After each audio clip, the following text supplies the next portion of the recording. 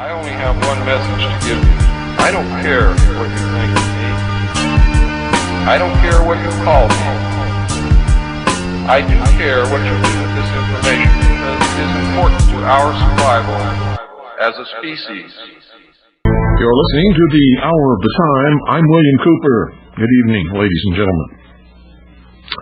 Tonight we're going to open the phones and hear from the listening audience. We've had a week and last night of you listening to me. Now tonight everybody gets to listen to you. So it's going to be open topic, open phone, open subject, open everything. I wasn't sure that we'd have a broadcast tonight because all afternoon we've been having some pretty good rain and lots of lightning. And with lightning, I have to shut down the station. Can't broadcast. But the skies are not clear now, but there's no lightning and there's no thunder, and the rain has moved off to the east. And so I decided to go ahead and do the broadcast live, but it was touch and go. So we're gonna open the phones and let you guys have your say tonight. Whatever it is that you've got on your mind. What's happening? What's going on in the world that you want to talk about? Because that's what we're going to talk about tonight. 520-333-4578 is the number. We're going to take your calls for the whole broadcast. And I'm trying to remember. There it is. 520-333-4578 is the number. Open topic, open phones. You're the stars tonight. Isn't that great music, folks? Good evening. You're on the air. Good evening, Mr. Cooper. There's a Moondog here. You may recognize my voice from other places. I have a question that some of your listeners might be able to answer. I heard tonight that the FBI has placed what they call a keystroke logger on a gentleman's computer. The case has gone to the Supreme Court. The Supreme Court has really chastised the FBI and asked them how they do this without getting a federal wiretap authorization. The FBI refused to say how they do it because it's a matter of national security, so to speak. I know nothing about this. I don't even own a computer. I was just wondering if some of your listeners could possibly enlighten us on this. I can tell you how. It's called tyranny.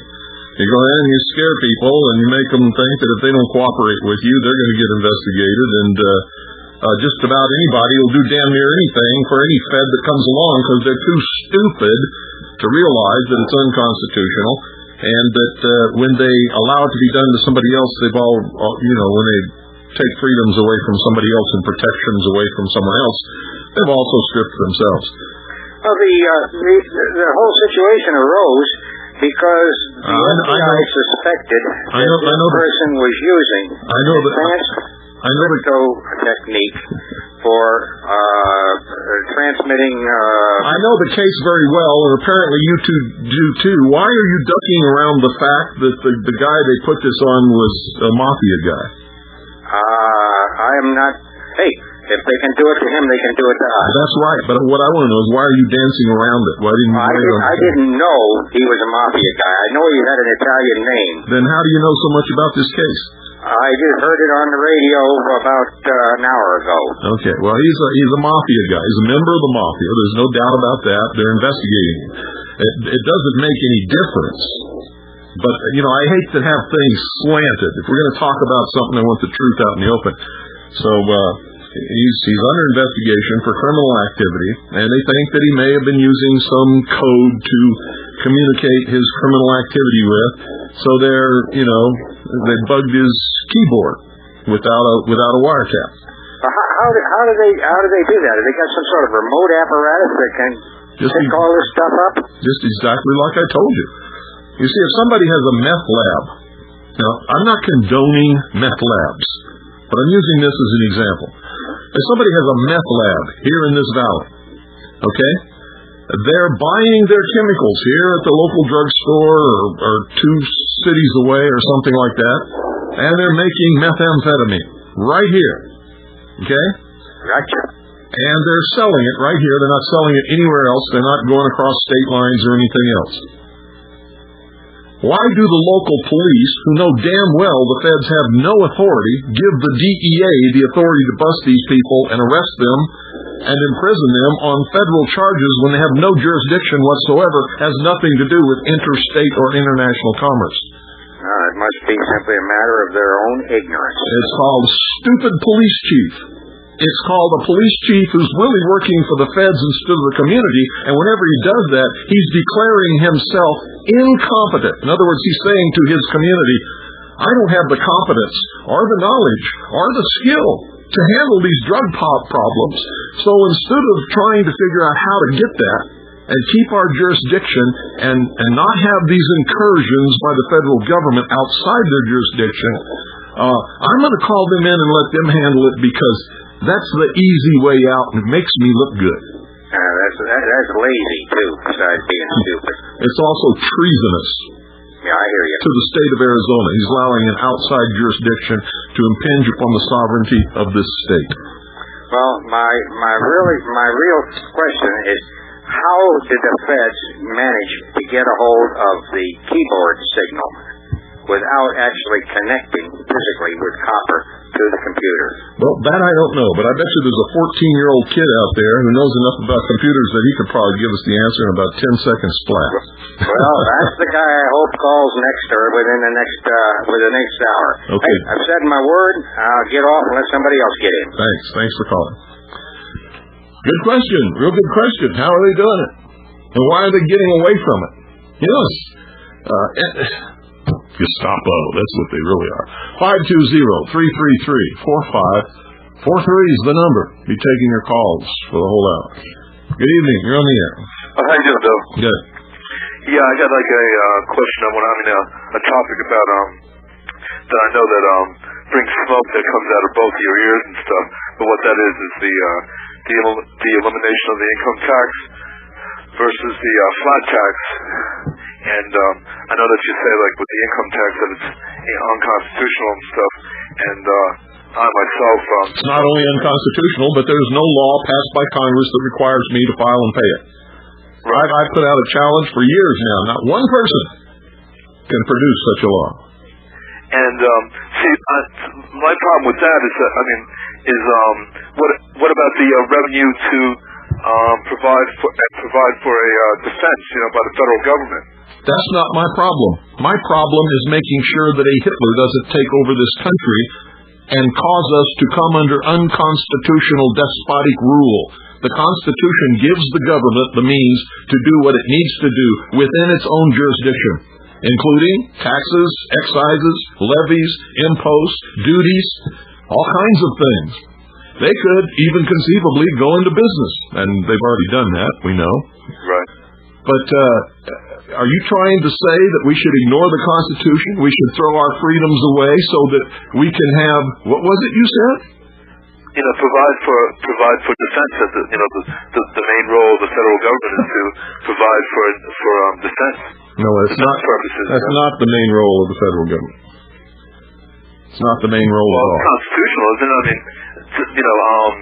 My point is that the only standing military. We're not living in 1890 anymore, and then we have countries like so what? North Korea. So what? We have China and Iraq. So what? So what? We have a law. It's called the Constitution.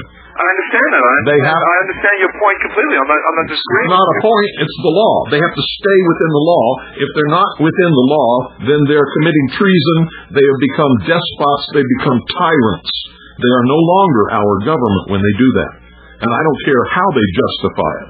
And I don't care how many of you misinformed people who don't care about your Constitution or your rights or your protections under the law want to know how they're going to pay the military. It's not my concern. My concern is that they don't destroy the Constitution, take away our rights. It's a conundrum, you know what I mean? I agree with everything that you're saying. I don't want to... It's not a conundrum. It is not a conundrum. It is not a conundrum. It is not. They are required by the law the Constitution to stay within the limits and the restrictions of the Constitution. I agree. If they can't do it, then they don't have a military, or whatever it is they're trying to fund that they don't have enough money for. We have militaries in the states. We have the militia. We have the National Guard.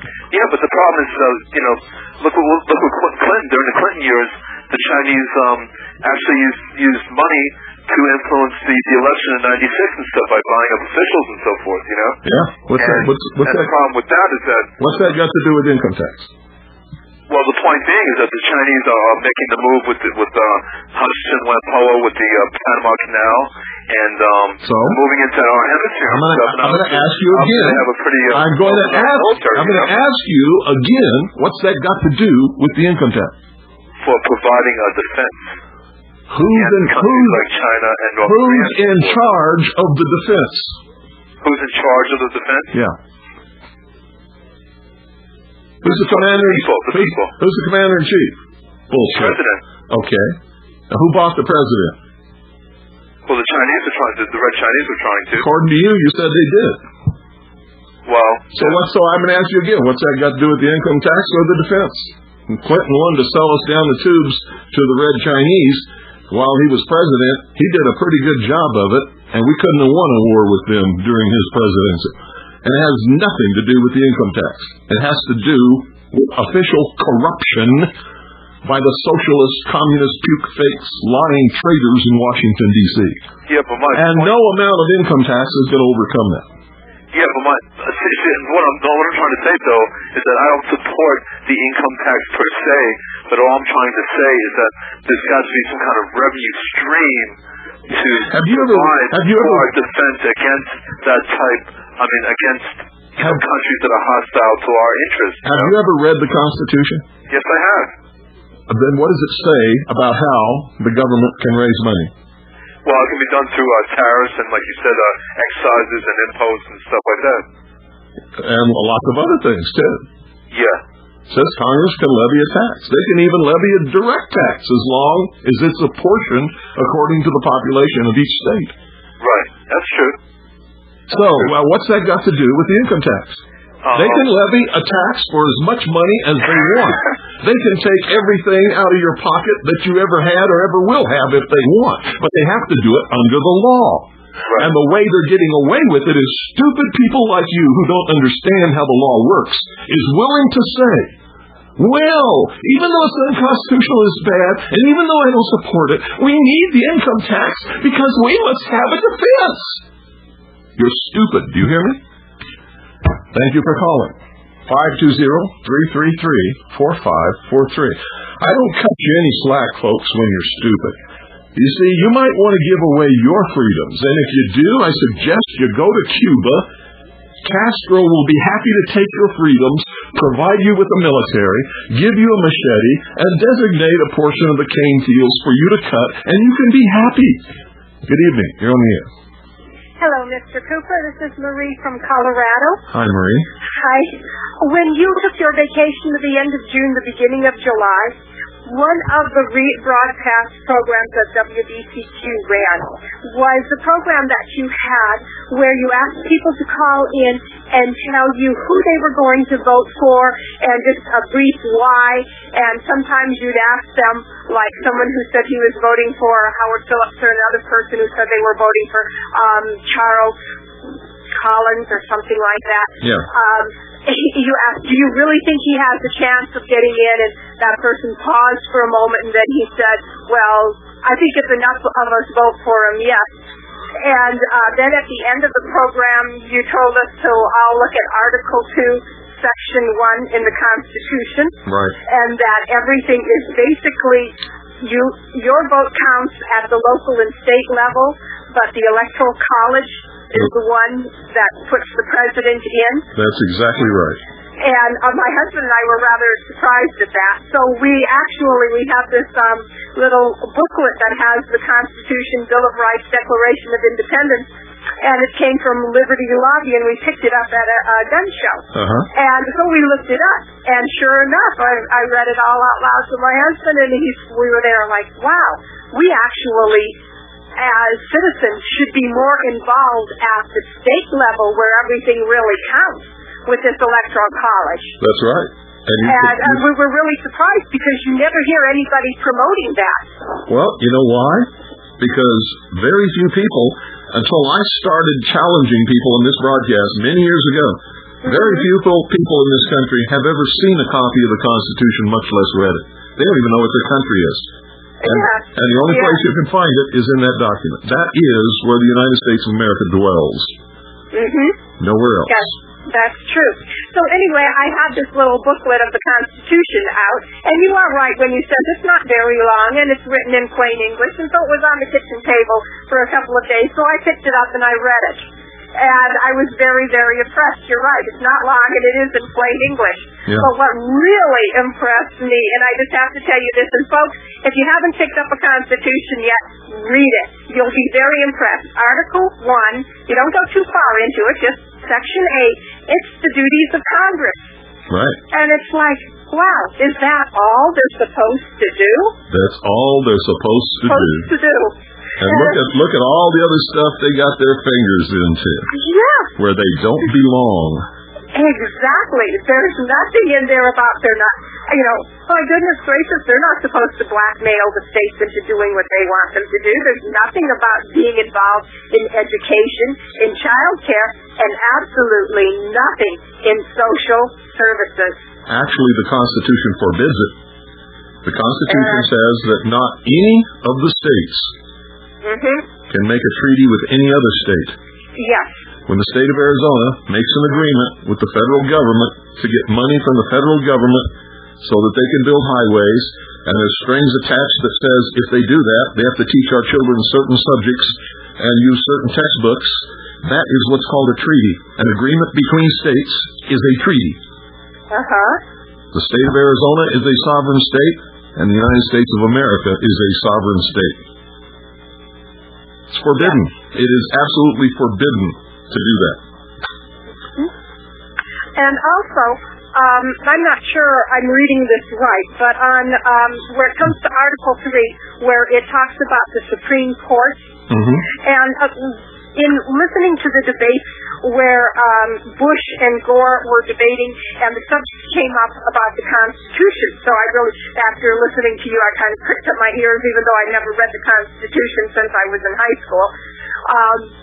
And they were Gore had said he believed that the Constitution was a living document to be interpreted as we went along and as need rose, and that since it was a living document, it could be changed because all living things change.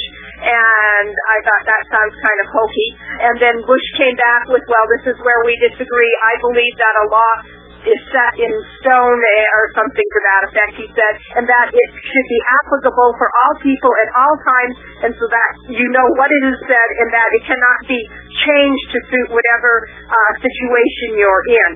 And I just wanted your input on that. No, it cannot be. This document cannot be changed at all or interpreted, nor the meaning changed by anyone whomsoever, except by the method so stated in this document for doing that. And what is it called? It's called an amendment. Oh, okay. And the document explains exactly how an amendment can be passed and adopted as a part of this Constitution. And if it's not done, then it is not a part of this Constitution. You can't change anything in this. So that means that the Supreme Court can't be pulling out all of these straws that it pulls out, like somehow in here we're supposed to find where we have a constitutional right to have an abortion? No.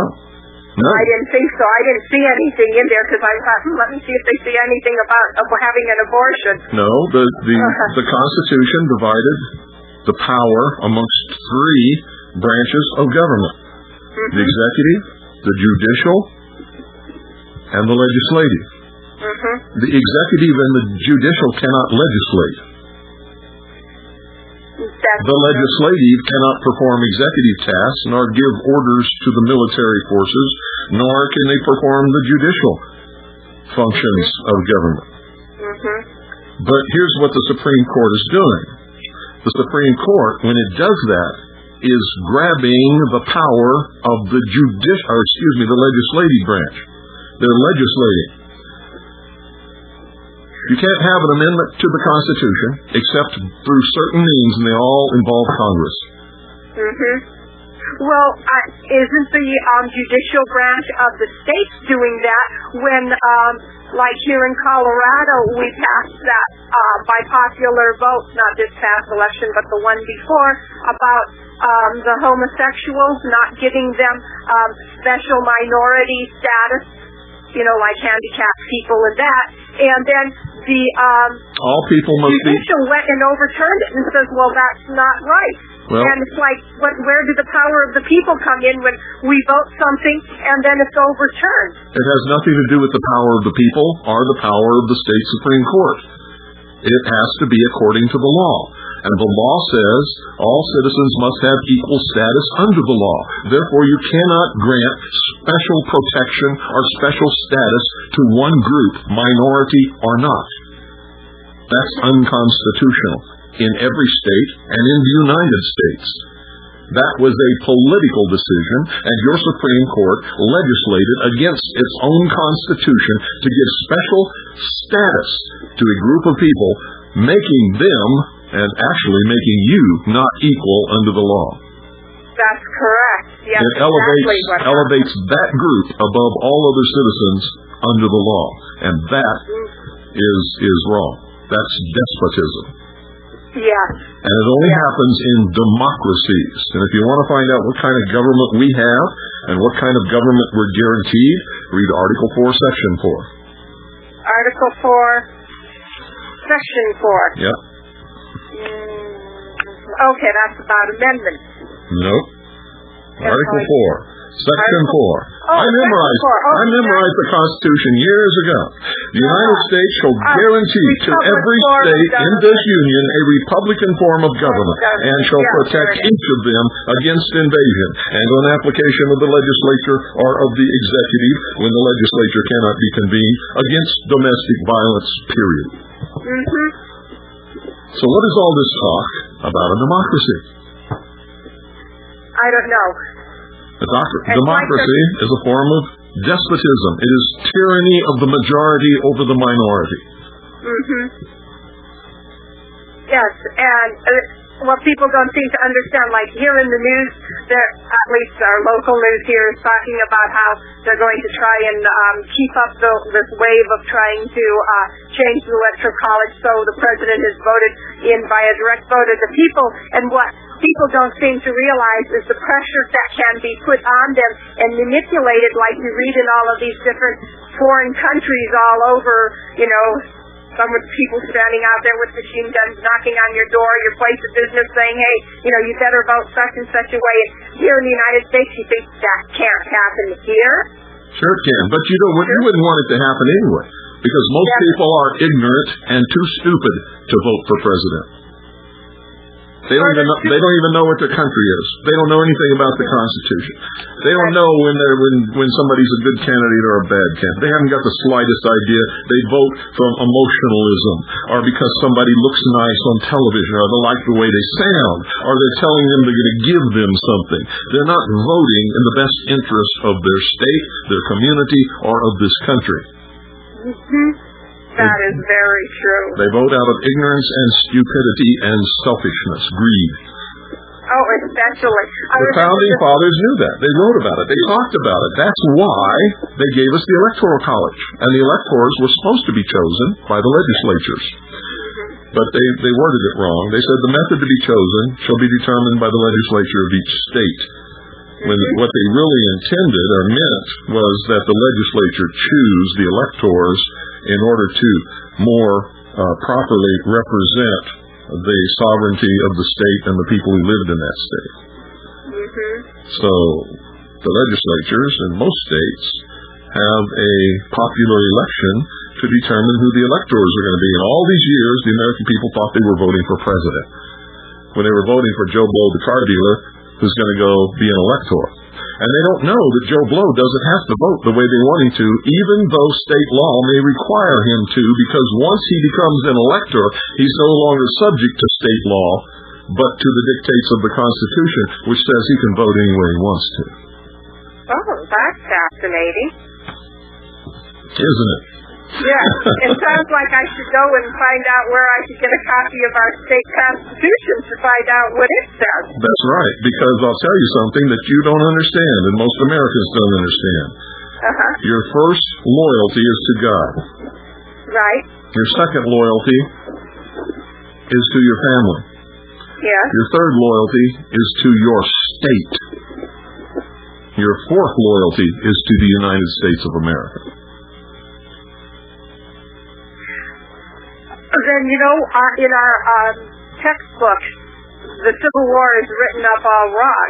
It was originally called the War Between the States, and it had nothing to do with slavery. It had everything to do with states' rights and whether the states had the right to secede from the Union when they didn't agree with everything that was happening. No, that's not true. Then what is the true? States did have the right to succeed from the Union, and they did, and nobody was stopping them, and everything was fine until a bunch of people who wanted to have a war with the Union fired upon Fort Sumter in Charleston Harbor. So as long as there wouldn't have been a first shot, if the South had never fired on the North, there would never have been a Civil War, period. That's fascinating. It sure is. Yes, it is. They're teaching junk in our schools, lies, crap. They teach blacks that the Civil War was fought over slavery, and the blacks looked to Lincoln as their hero.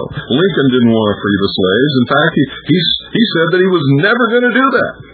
Until the North got in big trouble. They were on the brink of actually losing the war. The Southern Army was on the doorstep of Washington, D.C. Yes. And the federal agencies were packing up, getting ready to flee to the North.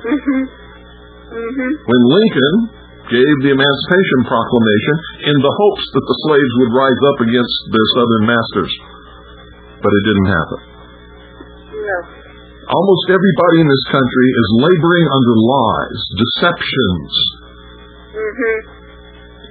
They're ignorant. And because they're ignorant and because they don't care about the truth, that makes them stupid in my estimation. And just one more thing, and then I'll get off and let somebody else talk. But I also read in here in the Bill of, the Declaration of Independence, and it lists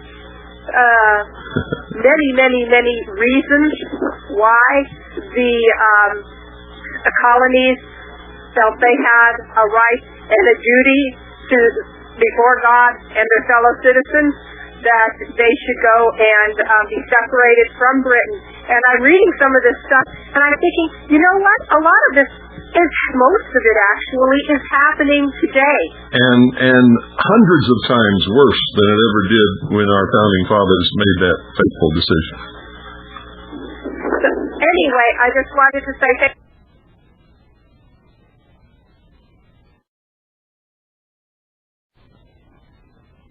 To me.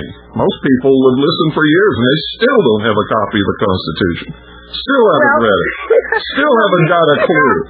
They're still ignorant, they're still stupid, and they're still sitting there with their thumb in their ear wondering, what happened to my country? Yeah, exactly.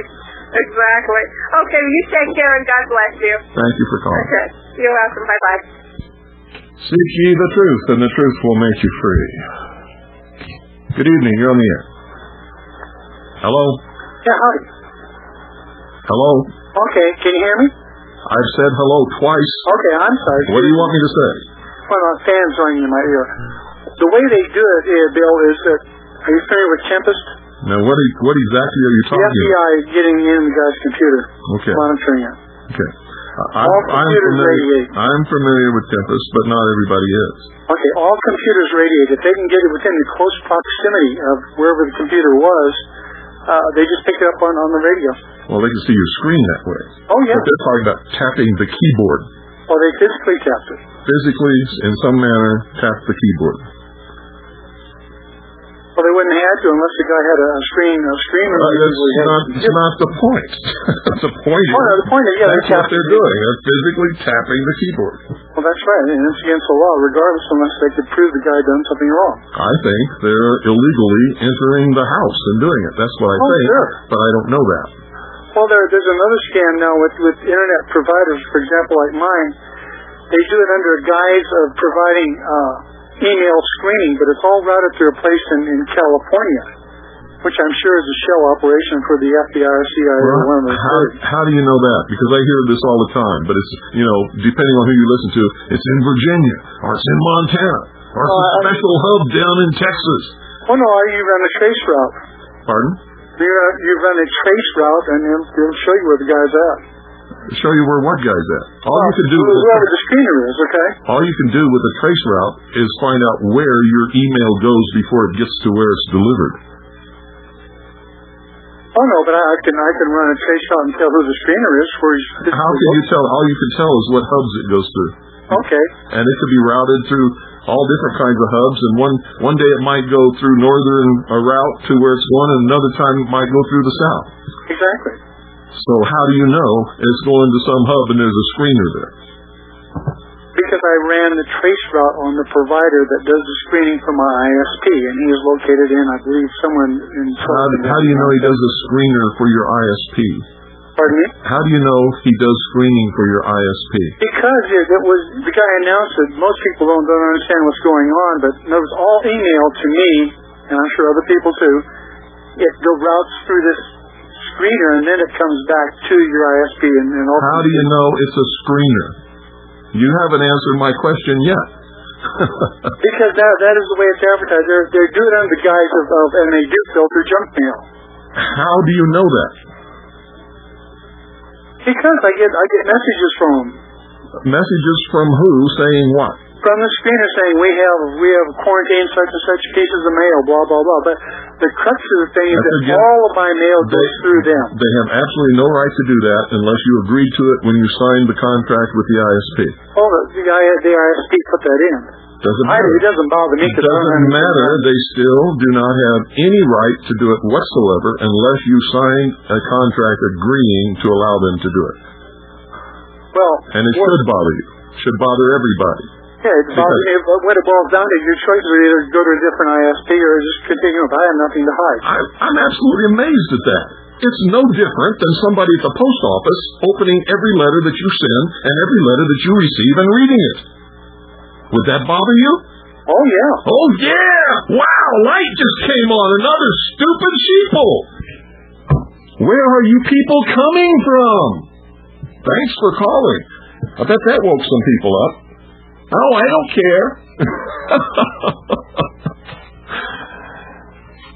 Your email is mail. It's no different than writing it on a letter, putting it in, sticking a stamp on it, and sending it through the postal service. Good evening. You're on the air. Hello? Hello. Hi, Bill. I would like to say right off the bat, I'm an absolute outright sheeple. Well, most people are, but you know what? You got a leg up on all the rest of them because you know it and they don't. Well, here's my question. How do I go about getting a pocket pamphlet of the Constitution of the United States? Well, are you listening to me? Yeah. Okay, you can write the Commission on the Bicentennial of the United States Constitution. Okay. 808 17th Street, Northwest, Washington, D.C. Okay. 20006. 20006. Yep. And would you give me the heading of that again, the very beginning? Commission? Yeah, Commission. On the Bicentennial of the United States Constitution. Oh, the United States, okay. There's also a number you can call, 202 USA -1787. Now, okay. if you can't get it there, you can get a copy of the Constitution from any United States government printing office. Oh, You can also find a copy of the Constitution at any library. Oh, okay. Okay? Okay, thank you very much. You're welcome. Bye-bye. You can also get a copy of the Constitution, the Bill of Rights, and a whole bunch of other things from the Fully Informed Jury Association. I don't have their address here or their phone number, but maybe somebody will call in and give it to you. But I'm just amazed that Americans don't even know where to find a copy of their Constitution. Library is the first thing that comes into anybody's, or should come into anybody's mind. Good evening, you're on the air. Hello? Bill, Gulf, Illinois. Yeah? Bill, I was up at a Joe McCarthy Memorial this last spring up in Wisconsin, and Eustace Mullins gave a speech at this group that annually honors Joe McCarthy. I talked to him for a few minutes. Excuse me, are you on a cell phone or something?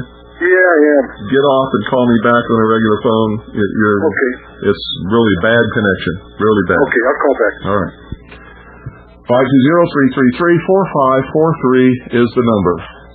I wish I could have kept him on, but you weren't going to hear what he had to say. Good evening, you're on the air. Mr. Cooper, Carmine from Pennsylvania. Hi, Carmine. The World Almanac has the complete Constitution in it, and the Declaration of Independence, and the Bill of Rights, and all that. Which World Almanac? The one that's used by the Daily News, the one you buy for like $6 at the stationery store. There's lots of different World Almanacs, all printed by different publishers. We need to know the one, because I've got two here that don't have it in it, and I've got another one. It's called the World Almanac. Give me 1 second, I have it right here. Okay. Hurry up. He's going to get the publisher. All we need is the name of the publisher, so that when they pick up the World Almanac, they can make sure it's the right one. Otherwise, they'll get one that's published by somebody who maybe doesn't have it in there. Because the World Almanac, by definition, is not concerned with politics in individual countries except as statistics. Are you back? Hello? I have to get back here. All right. And when you call in, folks, to give us information, make sure you have all the information. Okay? 520-333-4543 is the number. Good evening. You're on the air. Hi, Bill. I'm turning on my radio. Joe from Boston. How you doing? All right. I'm going to send you the donation this month. I heard something on the radio which upset me, and you may be interested. I think it was Billy Dean. It was the other night about prepaid legal. I don't know whether you heard it. Some people are having some problems with them, and they're not happy with them. So I just wanted to mention that. They didn't get into it. Do you have the specifics? Only part of it. They talked about stocks, and then it faded out. And talked about what? Something about stocks and how these attorneys are buying stocks in the company and HMOs, and it faded right out. They started to talk about it. Don't spread rumor. No, I'm just telling you what they said on the radio. You haven't told us anything. What you did is come in and you've said you've maligned a company that I happen to know is a very good company, and you can't even give us specifics on what you're talking about. I will try and find out more. Next time, find out before you call. Yes, okay. Okay? I wanted to mention something else about the Sheeple, which you mentioned. I spoke to someone about Congressman Condon. Is that his name? Am I saying it right? Condon? We're not interested in that stuff on this broadcast. Okay, I just wanted to say about the people that we're not even interested. Okay. On this broadcast about Congressman Condon, who is innocent until he's proven guilty. I agree with you. But the thing that upset me is people say it's okay to search your home without a warrant. What do you have to hide? I said, that's not the point, sir. I said, we have rights. People are giving away their rights. I just wanted to point that out. That's because they're stupid. Yeah, I agree with you. 9 times out of 10, they don't even know they have those rights. That's right. Okay, thank you. You hear people all the time banning them. Well, I get my Fifth Amendment right. You ask them what they are, they can't tell you. Yeah, I know. Thanks for calling. Thank you very much. Bye. Folks, don't ever call this broadcast to give us information unless you have the information. And I mean all of it. Don't call and recommend a book if you can't tell us who wrote it, and who the publisher is, and the name of the book. Don't call and cite something that you read in a newspaper article unless you can tell us the newspaper, the date it was printed, and the page in that newspaper. Don't call and start maligning somebody, either a person or an organization or church or anything, unless you've got your facts straight and can state them. Good evening. You're on the air. Yeah, Bill, it's Phil Miller, and I call back again. I was up at the Joe McCarthy Memorial this last April, and Eustace Mullins was a keynote speaker there, and I got a chance to talk and asked him if he knew you. He said that you guys used to hang out together for a while there. Hang out together? Yeah. That's not true at all. That's not true? No, he just flat-ass lied to you. We were both invited to London to speak at Wembley Hall years ago. And we stayed in the same hotel. And in fact, I read him the riot act because of his racism that came out when we were all sitting around the table there talking. And he just was insulting to a lot of people. Have you read his book, Curse of Canaan? Yeah. What did you think of that? I think it's bullshit. Total bullshit. Well, that's about it. I just want to check up on that because I heard something else. So. Now, it's just not true. No, I've never hung out with him. I've never been his friend. I met him in London. I never talked to him very much. I was at a large table where there's a whole bunch of people sitting when he just absolutely insulted a lot of people at the table who were not of his race. Really? Yeah. Well, it was disgusting. I believe racism is a plague upon the human race. Well, it's a plague. I don't believe it at all.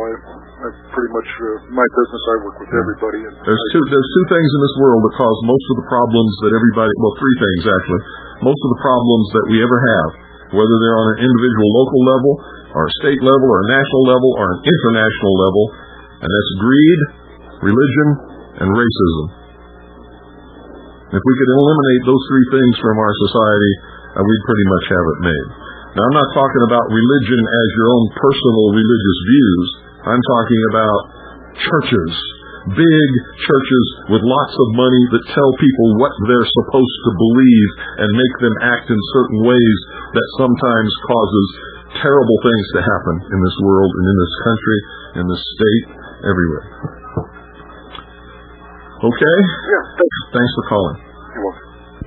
Yeah, I think Eustace Mullins is full of crap. Good evening. You're on the air. Comment again, and it's Prime Media, Primedia. They're out of Marlboro, New Jersey. For what? For the Almanac, the World Almanac. Okay, Prime Media. And I buy one every other year, and they've always had the Constitution in it. Okay. You ready? Yep. Thank you. Thank you. Bye-bye. 520-333-4543. Good evening. You're on the air. How you doing, Bill? Good. This is Mac from New Jersey. Hi, Mac. And I always carry a Constitution in my pocket. I'm a little nervous. No, take a deep breath and relax. Okay, I have a question.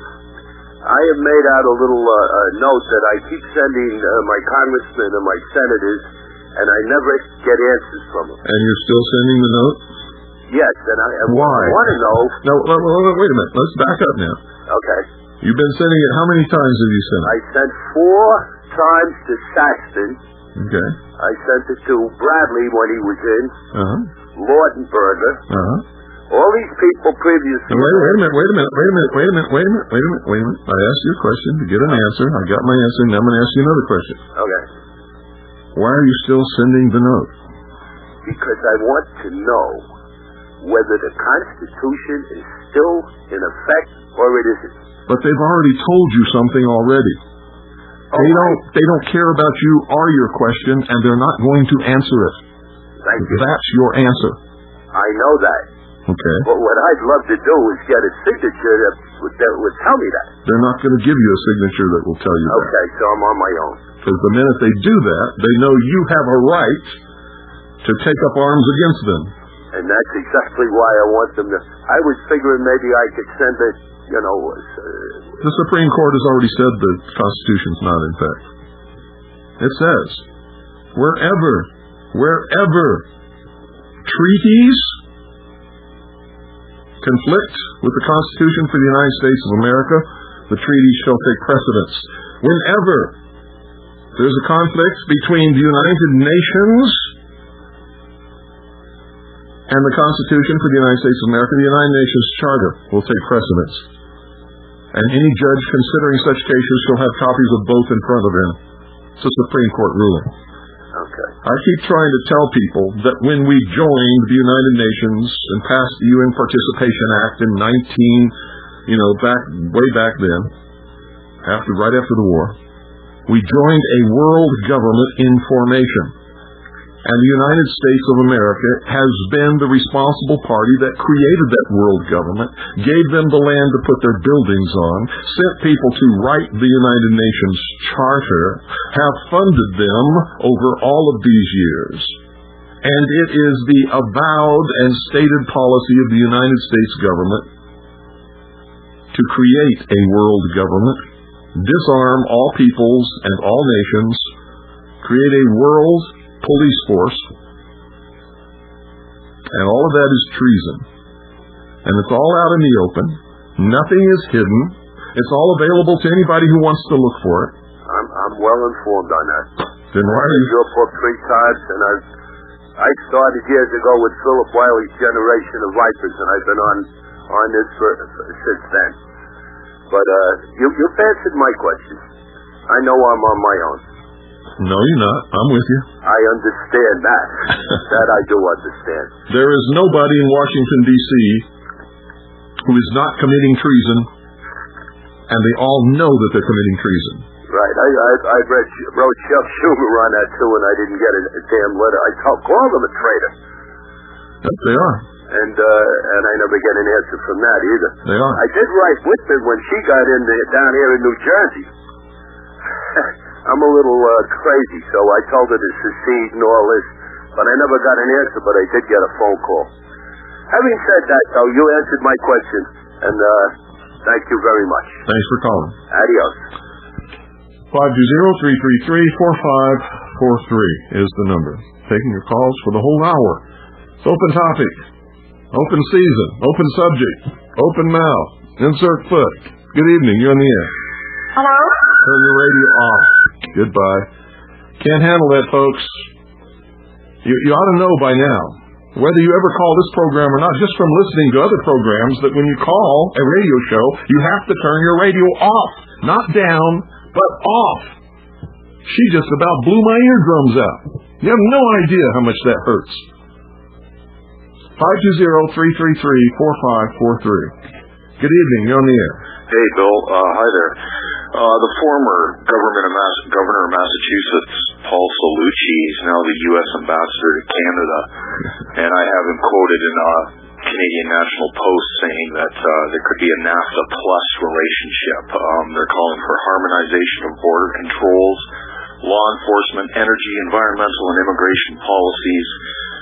You know what that of achieving a more fully integrated economy. You know what that really means, don't you? It's Region 1. Here it comes. It means eventually do away with the border altogether. And have no restrictions between the two countries, and we would actually be melded, just as you said, in Region 1 of the New World Order.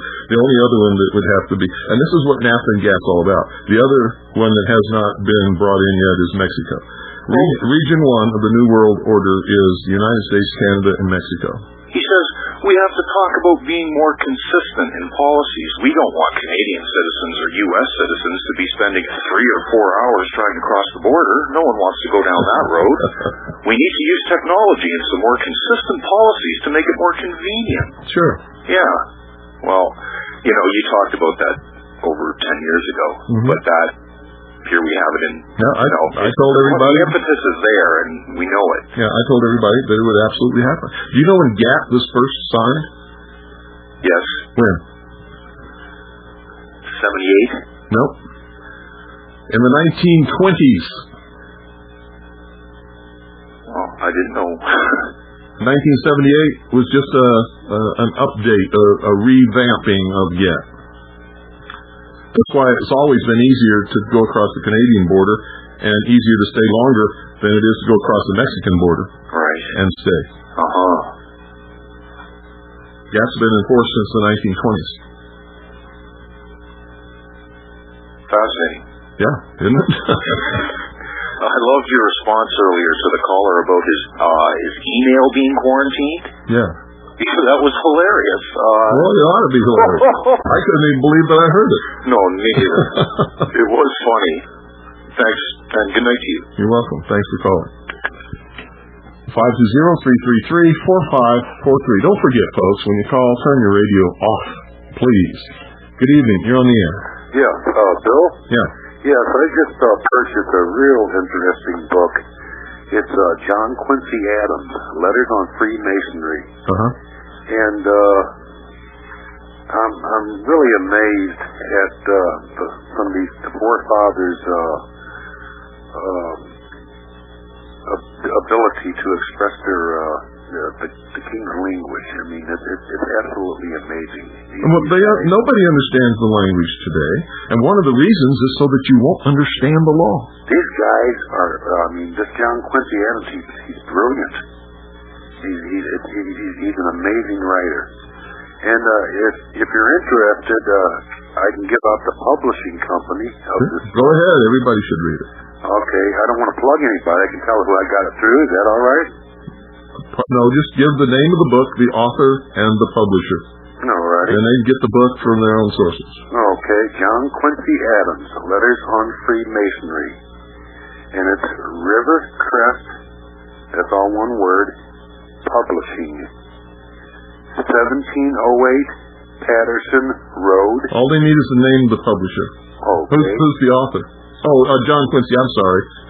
Well, yeah, well, it was his... I've got the book and I'm asking you who the author is. Yeah, well, okay, well...